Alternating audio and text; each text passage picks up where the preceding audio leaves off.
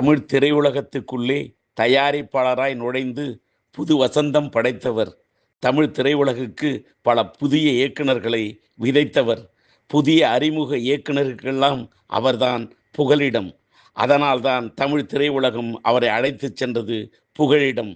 படைத்த படங்களை பார்த்தால் புது வசந்தம் என்றும், பூவே உனக்காக என்றும், துள்ளாத மனம் துள்ளும் என்றும், நாட்டாமை என்றும் பல படங்கள் தயாரித்தவர். அவர் தயாரித்த படம்தான் சூரிய வம்சம். படத்தின் தயாரிப்பிலே இருக்க வேண்டும் என்று நினைப்பார் நல்ல கதை அம்சம். 99வது படமாக மகுடம் எடுத்து கொண்டிருக்கின்றார். இன்னும் ஒரு படம் எடுத்திருந்தால் 100 படம் எடுத்து முடித்திருப்பார். ஏன் 100 ஆண்டு காலம் கூட வாழ்ந்திருப்பார். ஆனால் கலை உலகில் அவர் மகுடம் சூடுவதற்கு முன்னால் மரணம் வந்து அவரை சூடிக்கொண்டது ஏனோ? விபத்து என்ற பேரிலே விதி வந்து அவர் வாழ்விலே விளையாடியது ஏனோ? அவருடைய மறைவு மனதை வாட்டுகின்றது.